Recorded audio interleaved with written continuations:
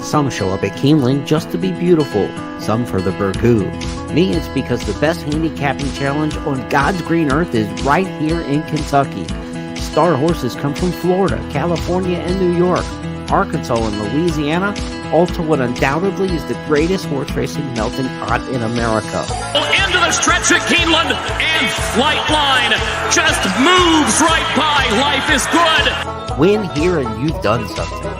Love what you do and you'll never work a day in your life. That's Keeneland. Now, let's get handicapping.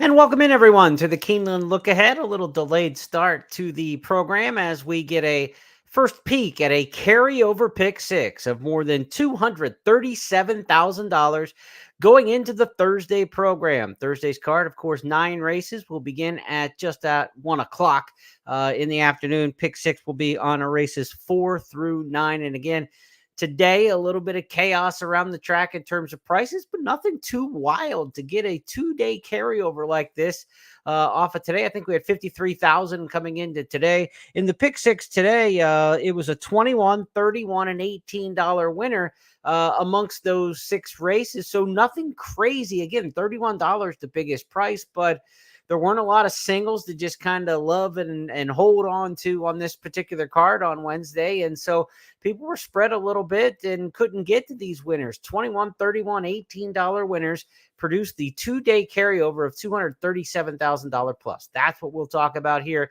on the podcast, as well as the entire 9-race card, along with my handicapping partners from the Keeneland Selectors Box. We'll get their selections as well, see if we can't put together a ticket. Life-changing score potentially coming up on Thursday at Keeneland. That term is thrown around a lot in horse racing, and once upon a time, it was true in the days of the $1 and $2 pick six, but the 20-cent jackpot pick sixes around the country haven't produced those kind of huge payouts on carryover days. We could be looking at a major payout tomorrow, again, with that $250,000 almost carryover going into it. Estimate probably $2 million bet into the pick six tomorrow. From my, the way I see this situation and with the competition and lack thereof around the country on a Thursday afternoon, we could be looking at some major pots there. Again, $2 million probably going to be bet into the pick six on the Thursday card. Today, there were 8 races, 8 different jockeys won, 8 different trainers won. If that sounds blasphemous to you, we had a card a couple days ago where 10 races were run and 10 different jocks and 10 different trainers. This is Keeneland fall 2023, and this is what we have for the meet. There was one win today by Tyler Gaffalione amongst the top riders. That gives him 16 on the meet. He's still one behind Luis Saez, who's got 17. Flavian Pratt added 1. He's now to 14. So it's Saez 17, Gaffalione 16, Pratt 14 as we hit the final 3 cards of the season. Again, closing day will be Saturday here at Keeneland. Thursday, Friday, Saturday, racing still remains. Brad Cox had 1 win on the card today from 3 starters. That gives him 8 for the meet. He's now 2 up on Chris Hartman and Todd Pletcher. Hartman had a victory on the card today to get him to 6. Huge potential day for Brad Cox coming up on Thursday. He's got horses in 5 of the 9 races. All of them are first or second choices in the morning line. So could be the day where Brad Cox just cinches the training title here. He's got 20 horses over the final week of racing and really just a numbers edge. He's going to win the fall meet title. We really don't have to worry about that. Not only was the pick 6 almost unsolvable today, it was unsolvable. The pick 5 was almost unsolvable. It paid $25,000 for the 50-cent payoff. So congrats to those of you out there who may have hit the pick 5 today. $25,000 at Keeneland. Now, if you're wondering where the heck were you, Plonk? We're sitting here tapping our watch. You're a little bit late getting the program started tonight. I'm like anybody else. I'm doing this on the computer. You're turning in on your computer. This is the message I got about 8:15.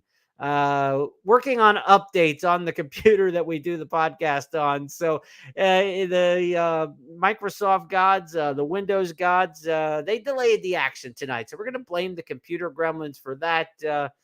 But we're up and running about 15 minutes later than usual. If you're checking this out in the archives, doesn't matter to you. You tuned in at your own convenience. So whether you catch it live at 8:30 Eastern each night for the final couple days of the race meet or on archives, we're happy to have you along. Here's how this 9-race card looks for Thursday's action at Keeneland. Pick 5 is going to start in race number 1 with a 9-race card. The middle of the card, race number 5 is going to be that swing race in the early and late pick 5. Early pick 4 takes off in race number 2 as usual. The pick 6, race number 4 starts again that $237,537 carryover in the pick 6 starts in race number 4. Keeneland Turf pick 3 will be races 5, 7, and 9 on this particular program. Late pick 5 starts in that 5th, and as we mentioned earlier, it's a swing race. The early and late pick 5 both run through race number 5, so if you can come up with a good play in that one, gives you a little advantage as you're looking to play the multi-race wagers. Late pick 4 on the card starts in race number 6. And again, those turf pick 3 races wrap up in the 7th and 9th. We mentioned you might want to find a key play in race number 5. Well, we've got one for you. We'll talk about a barn that usually does well really late in the Keeneland meets. And we've got a fast pace for a late rally that might set up in race 5. We'll give you the specifics on that a little bit later. Other key plays come up in races 8 and 9.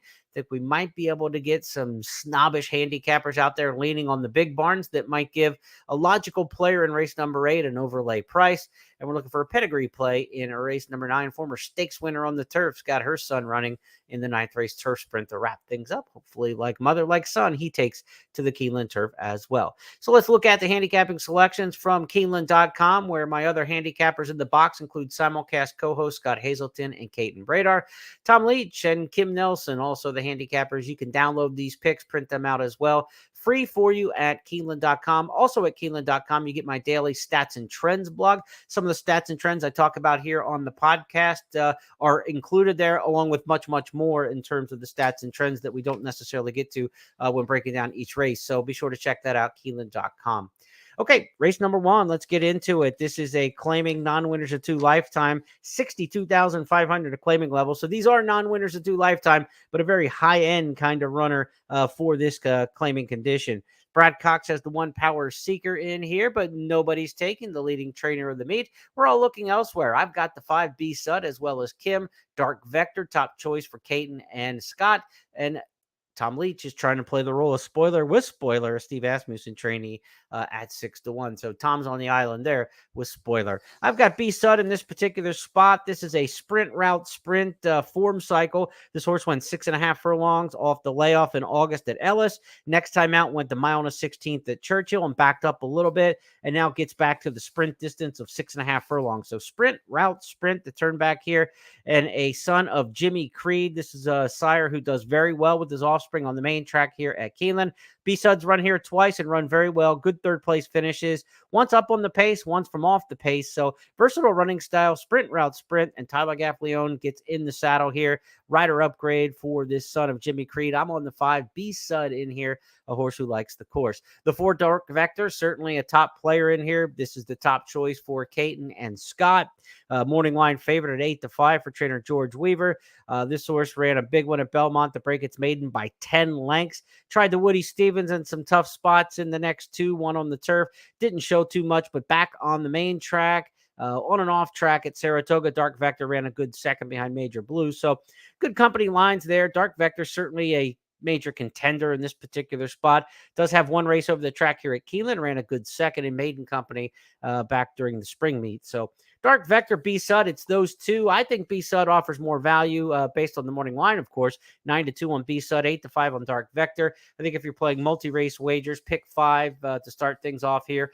It looks like a 2-deep situation to me, but I would take 9-2 on B-Sud all day from a win standpoint. Not a bad play there at all. Race number 2, next up on the card, starts the early pick 4. Races 2-5 are the pick 4 races on the early portion of the program. And it's a rare sweep across the handicapper selectors box. All of us are on number 5, Showdown King in race number 2. Showdown King, the 2-1 morning line favorite. This is a horse who drops out of a maiden special, comes into the maiden claiming 100,000 level. This is a slight drop in class, but typically these races are laced with maiden special weight horses at Keeneland. So, it's not like you're taking on a bunch of maiden claimers. Yes, it looks like a class drop, but they're all coming out of maiden specials. So what kind of class drop are we discussing? It's really just the maiden special, but they're offered in for a tag. The reason I like Showdown King, and I think the other handicappers are probably on this one, is Single Dot Yacht was a horse who ran third against this one last time, finished 7 lengths behind that runner. Single Dot Yacht came back and already won here at the meet in a maiden special weight company and looked good. So Showdown King, a horse, comes out of good company lines. A mile race, turns back and shortens the trip. Eddie Keneally usually spots his maiden claimers pretty well here at Keeneland, and they get Luis Saez. That's a lot of go adding up there. Slight class drop, a barn that does well with these types, shortens the trip, adds Saez. A lot to like there, but this doesn't look like any kind of 4 to 5 shot.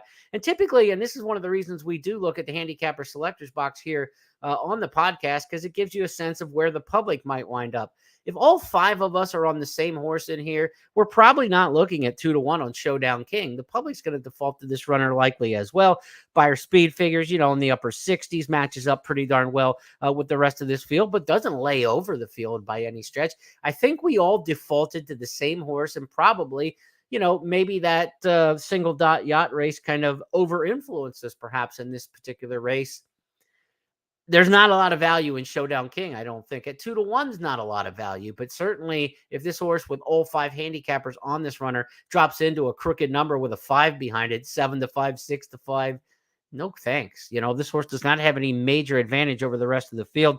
Be There, the 6 for trainer Nick Zito. It'd be nice to see Zito win a race here at Keeneland. Hasn't had one in a couple years, and really over the last 5, 6, 7 years, not many starters for Zito. He has won a maiden claimer here and there on the spot. Be There gets Tyler Gaffalione back to ride off. A decent effort at Saratoga. The running lines look pretty good in here, honestly, for the Zito trainee. Coming off turf races, though, we'll see how this Medaglia d'Oro colt handles the main track. Was just okay on the main track in some prior starts before actually finding a little bit better groove on the turf. I think Be There might be a little bit better on the turf than the dirt, but this is not a very strong race. The 8 Time and Beyond, one you might want to consider in here. Not This Time colt. Could like the track here at Keeneland.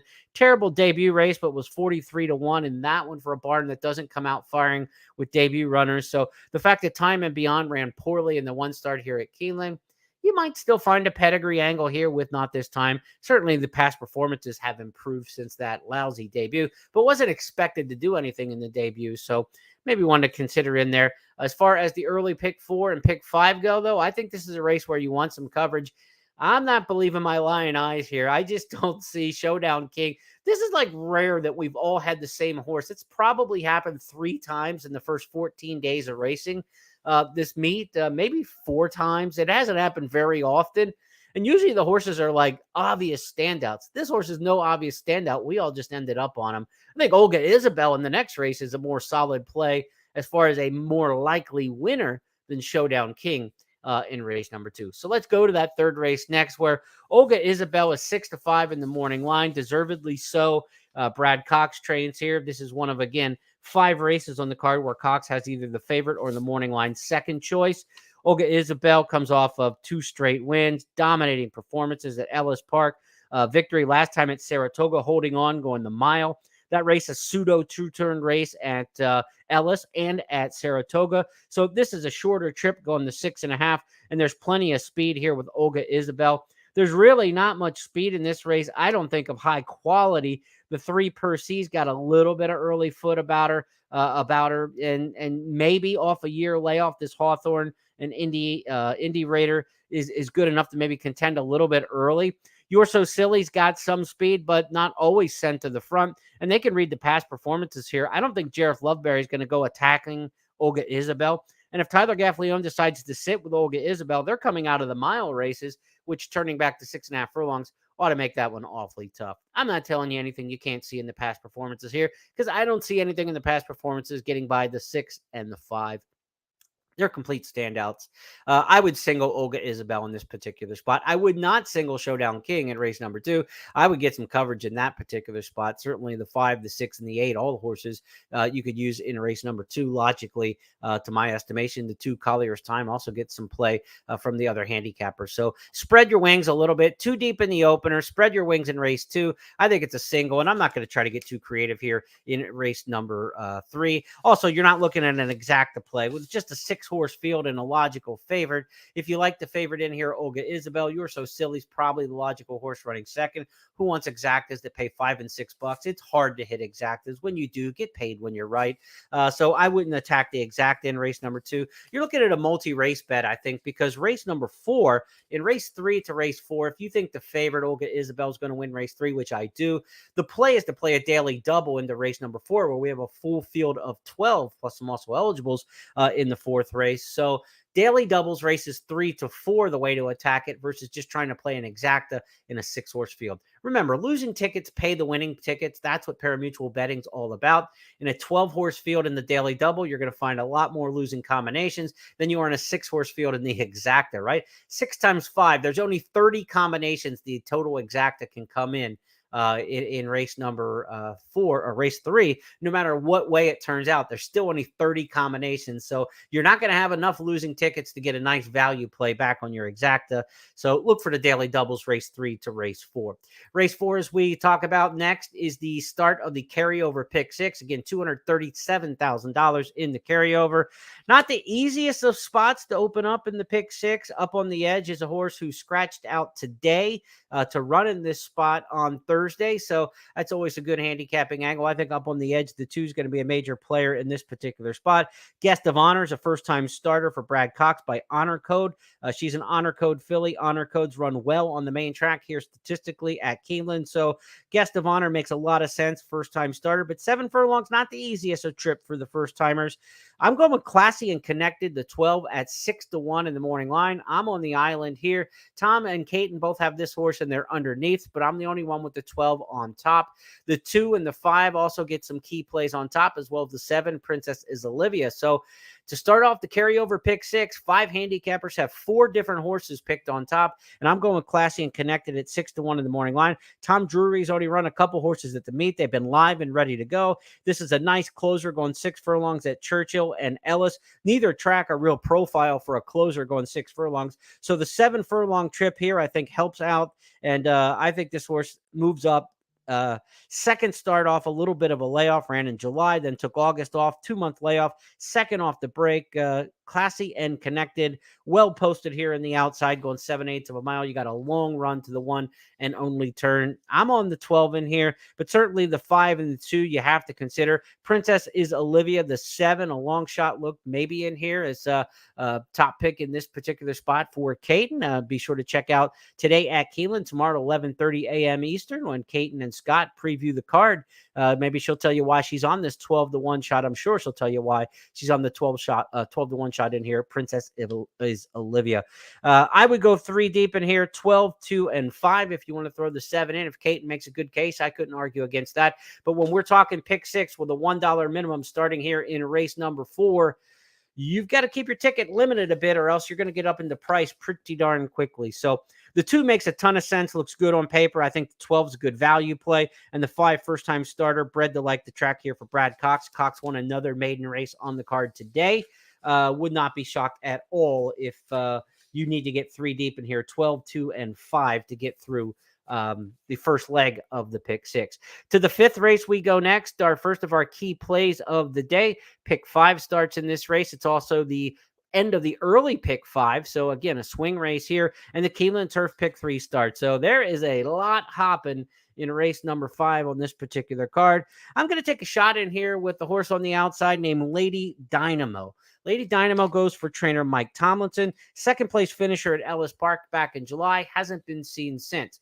Now, the reason I'm on this horse is because in the fall meet, at the end of the meet here, final week of the season, Mike Tomlinson's had some really good success over the years, saving horses for the end of the meet. He's a Kentucky-based trainer. Early in the meet, when you get in these maiden special weight races like this, a maiden special mile on the turf, you're probably going up against a bunch of Chad Browns, a bunch of Todd Pletchers, a bunch of good New York horses, the best of the Kentucky circuit that's ready to go. As we get further and deeper into the meet, some of those horses have graduated or already run and aren't running back on short rest.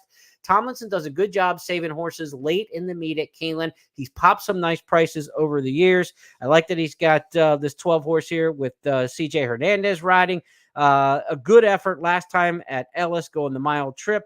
has run once at Keeneland and kind of split the field and ran decently in maiden company back in April. So a horse who's always been a nice price, 23 to 1, 59 to 1, 30 to 1, 15 to 1, 8 to 1 in the morning line. I think you're going to get a bigger price. I think you're going to see the bubbles swell here on our top pick. So this is a race that has a lot of early pace in it. I think that this sets up for a late runner.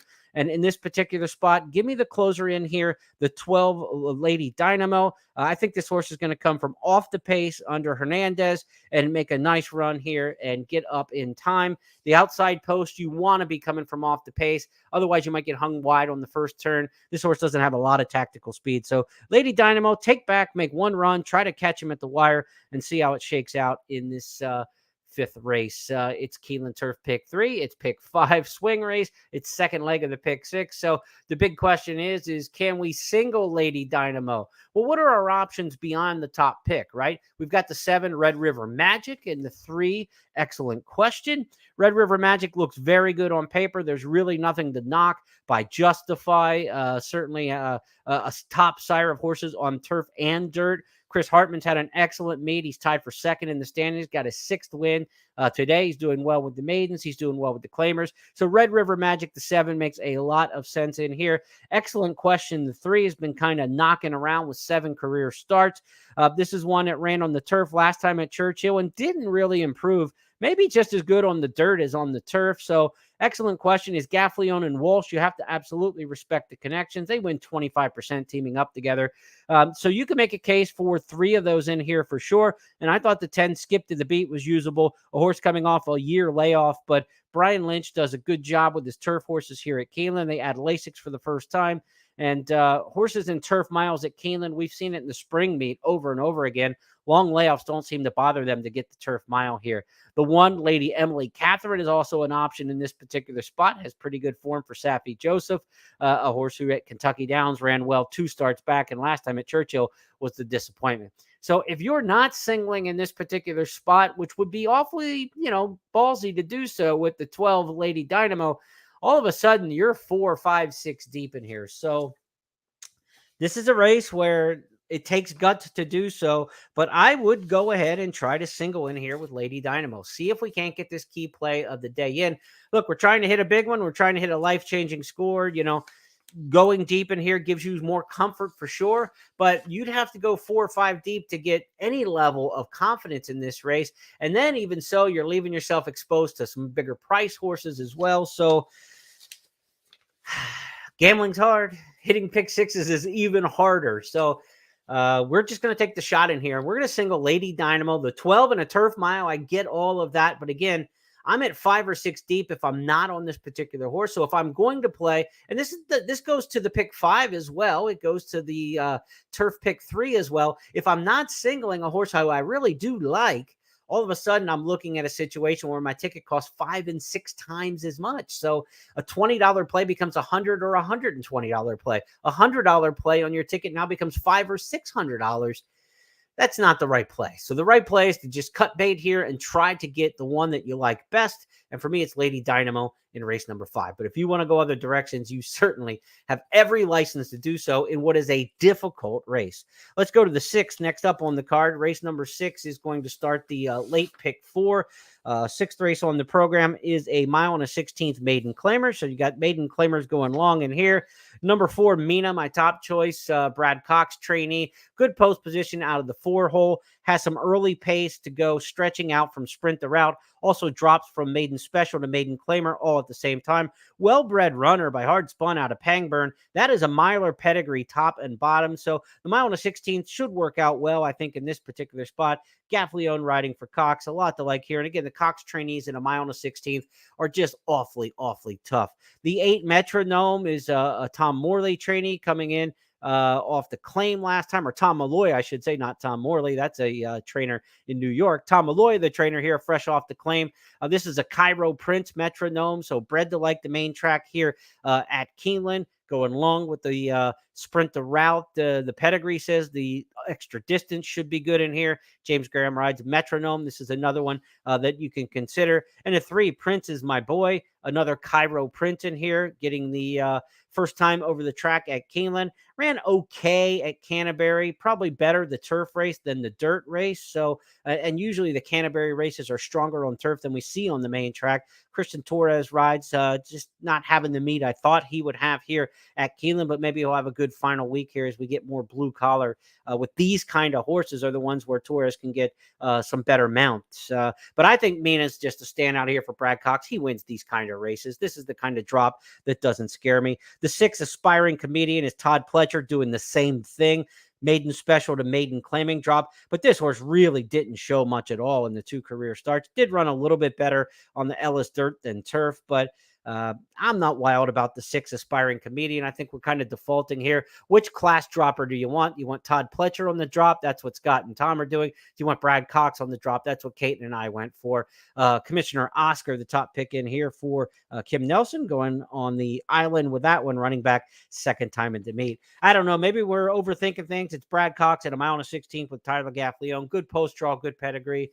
I'll just take the 4 in here in a race. I'm not going to get involved with intra race. I have no interest in betting this race straight up so much in race number 6 because I've got some better plays that I like later in the card. How do I get through the multi-race wagers here? I'm going to go just with the 4 Mina and take my chances.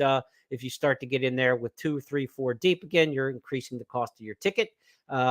I'm going Mina here in race number 6. Let's go to the 7th race next up. And as we look back at the big picture, this is where the second leg of the Keeneland Turf Pick 3 takes place.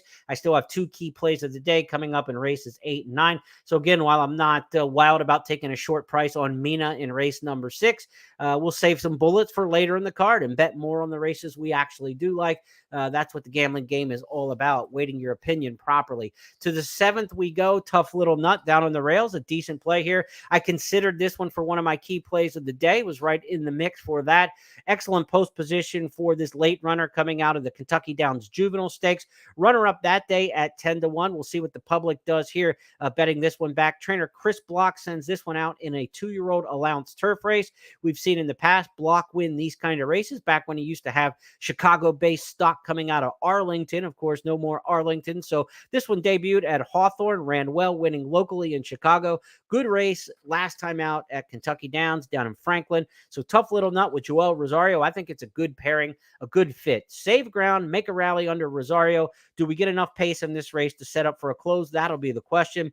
The 5 Code Omaha, who wired a field going 5/8 of a mile for top trainer percentage-wise, Jonathan Thomas. He should provide some of their, some of the speed. Steeler Mischief showed speed last time as well. The 10 Fortune Sellers got some early gas. The 11 Save the King has made the lead in past races and needs to go from the outside. So I think there is pace in here. So Tough Little Nut gets a good setup in here. I like that one on top. Code Omaha, I do respect off that debut win. Doesn't necessarily have to be a runoff speed type by Omaha Beach out of a Tisway mare. This one takes the blinkers off, and that's a good sign because you usually get a little more relaxation out of a horse when you take the blinkers off. So Thomas, I think, making a shrewd move. When you're going to sprint the route like this, the fear that Code Omaha could just run off early, you reduce that somewhat by taking the blinkers off. Still could happen because the horse isn't used to negotiating 2 turns, but I think it helps a little bit to take the blinkers off. This is a good training move here in this particular spot.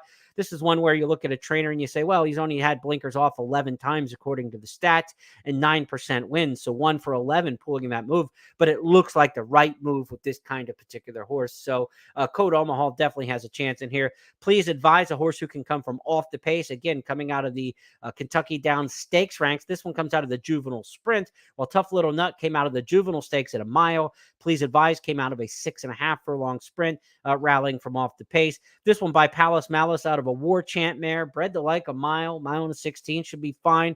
So please advise, despite a tough outside post, I think is live in this spot. I would use the 1, the 5, and the 12, but I like the 1 certainly on top. And I'm playing key boxes in here in my exactas, 1, 5, and 1, 12. That means the 1's got to run first or second, and then the 5 or 12 could beat them, or the 5 or 12 could run underneath. I'll try to get by with those 3. The 7 Copper Missile, top pick in here for both Caton and Scott. Interesting, they both land on the same 8-1 shot in here, coming off the third place finish last time out at Churchill Downs for trainer Kelsey Danner. Respect the 7 in here, but I think the 1, 5, and 12 will be enough to get me through, hopefully, as we take a look at the multi-race bets. Tough Little Nut, though, a horse I like a decent amount in here. I just think there's good options with the 5 and 12 as well, and let's get a little bit of extra coverage in this particular spot. 8th race next up is our second key play on the card, and we've got a no-name taking on the big boys, and we're not talking about a horse in here who is a no-name or a jockey, but the trainers. And if you look down the trainers of this 8th race, it's a maiden special here on the main track, and you'd expect some of the big name barns to be there. Brad Cox has got the horse down on the rail. Charleston, Steve Asmussen's got the 4, Shaken Loose. Rocketeer, the 5, trained by Brad Cox, his second entry in this particular race. Bill Mott's got the 9, Melee. Hartman, who's top in the standings and doing well. He's got Higginsville, the 10, and Shug McGahee, who won a maiden race on the card today in the finale on the turf. He comes back with Stop the Press. Ian Wilkes is in here. So the big names are all here, and we're going with a horse who actually looks best on paper, trained by Terry Brennan. Yes, Terry Brennan to take down a couple Brad Cox trainees, Shug McGahee, all the big names, Asmussen, Mott, and company. But I'm going with Terry Brennan in here with a horse, No Judgment. 6-1 in the morning line, and this is one of our key plays on the card. We are hoping that no-name trainer helps keep a decent price on this horse. A very good third-place finish in a 9-horse field in the career debut on September 17th behind Stretch Ride and Agoo. If you watch this meet at all, those names should sound a little bit familiar to you because they've both been in the winner's circle. Stretch Ride out of that maiden race came back and won an allowance race here opening week.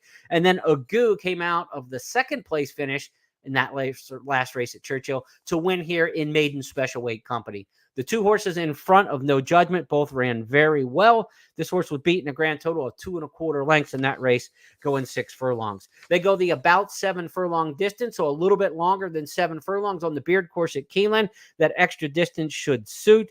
By Motown, a good one-turn kind of sire and a good one-turn racehorse out of a quality road mare. So this looks like a horse who is going to offer value for us, and I like No Judgment on top as the intra-race value play. Now, if you're talking pick 6s and pick 4s and pick 5s here in race number 8, and you want to include some of the big names, Cox has the first-time starters, Charleston and Racketeer, both with Giroux and Gaffleone, look live with strong workouts.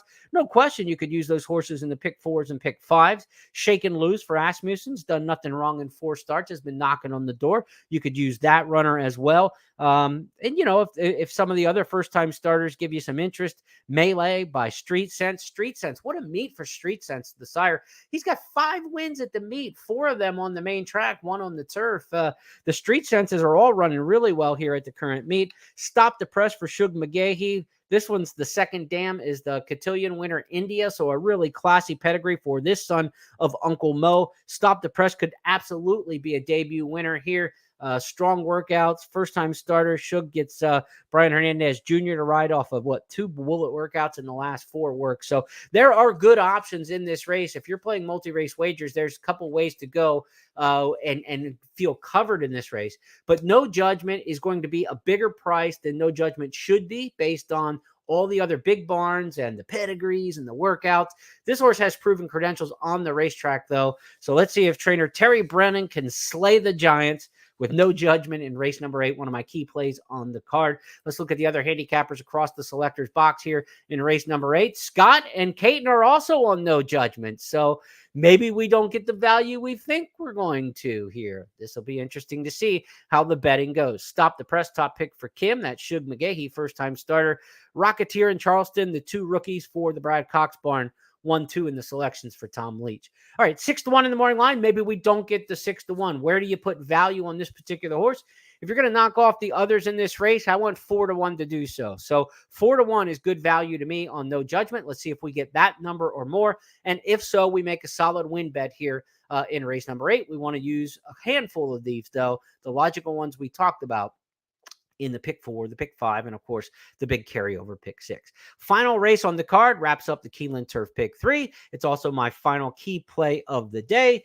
And we are going for Like Mother, Like Son is the headline in here because the son is vocalized, the mother was harmonized. I'm going with the 2 in the nightcap in here and vocalize my top choice in here. Also the top pick for Scott.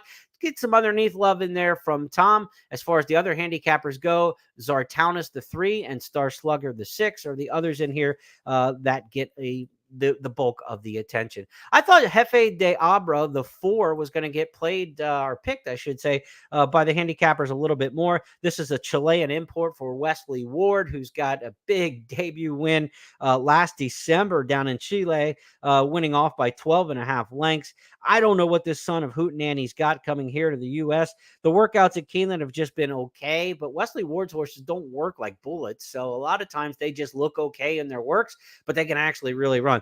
I don't know what we're going to get out of Jefe de Abra, the 4, but I do know with the 2 Vocalized, we get a very consistent closer and a horse who's got some pace versatility. So if it's fast early, this horse can rally from the 2-hole. If it's slow early, Vocalized can kind of take advantage and get up into the mix under a very aggressive jockey in Luis Saez. He judges the pace extremely well. He's going to know a jump or two out of here. Like, how fast is the Ward horse in the 4-hole? If that one breaks, then maybe you're not up in the front. If that one doesn't break, you can kind of look out to the outside, see where they are, track them, and Saez might start chirping on Vocalized to get up there. Versatile running style. Runs his race, whether it's up near the front or from off the pace. And the Damn Harmonize was a stakes winner of the Jessamine Stakes here over the turf at Keeneland back in her 2-year-old season. She was a Bill Mott trainee who ran really well here at Keeneland. So I'm hoping Vocalize gets back to a turf course with the pedigree to like it. But it's not just a pedigree play here, because it's a horse, again, who has pace versatility, a good post draw in here. Luis Saez, an aggressive rider.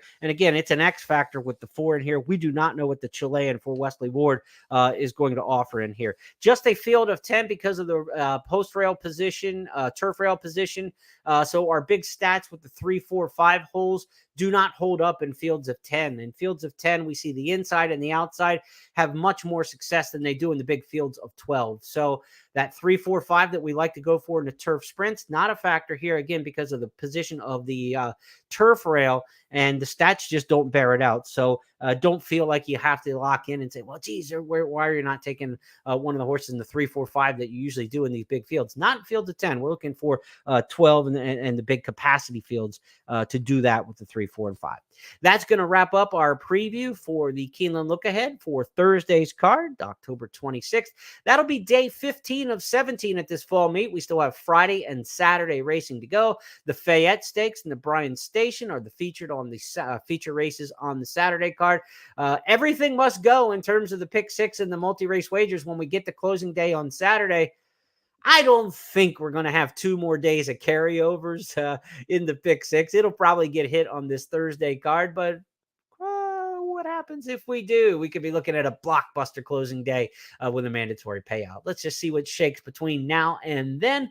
First post tomorrow is at 1 o'clock. Conditions look good for racing. We should be fast and good. Fast on the main, good on the turf. No rain in the forecast in Lexington. Last I checked, weather.com. So get your updated scratches and changes on Thursday morning from Scott and Caton as well on the Today at Keeneland show at 11:30 a.m. Eastern. Good luck in the pick 6 when we talk tomorrow night. Hopefully one of us has a life-changing score to brag about. Good luck, everybody.